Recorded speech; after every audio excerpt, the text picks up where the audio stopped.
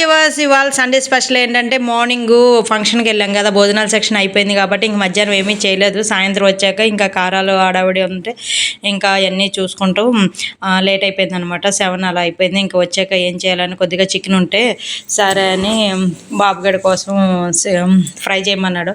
అందుకని ఏం చేశానంటే చికెన్ ఫ్రై చారు పెడదామని అనుకున్నాను. లైట్గా ఉంచుదాం ఇవాళ, లైట్గా అనుకున్నాం.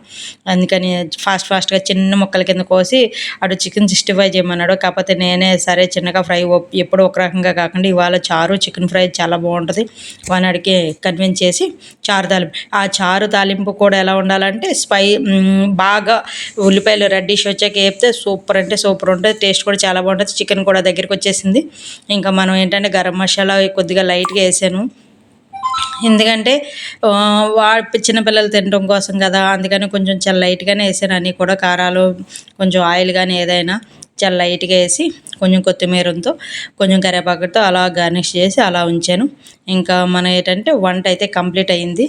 ఇంకా ఈ స్నానాల పిల్లల స్నానం అవుతుంది, స్వామి ఆయన స్నానానికి వెళ్ళారు, ఇవన్నీ అవుతున్నాయి. ఇంకా మనం కొత్తిమీర వేసి పక్కన పెట్టుకుంటే ఇంకా లోపలికి అన్నీ డిష్లో తీసుకుని భోజనానికి రెడీ అవటమే.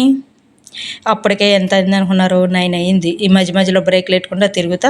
ఇంకా నాకు అసలు టైము నైట్ ఏంటంటే మనం చేసేది ఏమీ లేకపోయినా వాళ్ళు ఆడుతున్నప్పుడు ఏంటంటే కొంచెం స్లిప్పులు రాయటం, వాళ్ళు అమౌంట్ తీసుకోవటం, అటు ఇటు తిరుగుతూ ఇలా సరిపోదు. వాళ్ళకి ఏమన్నా కావాలి తాగడానికి అన్నీ ఇవ్వటం జరుగుతుంది. ఇవాళ మన లంచ్ ఇలా ఏంటంటే చికెన్ ఫ్రై, చారు, పెరుగు, రైసు విత్ వాటర్. ఈరోజు ఇదే లంచ్. వీడియో కానీ నచ్చితే లైక్ చేయండి, షేర్ చేయండి, సబ్స్క్రైబ్ చేయండి.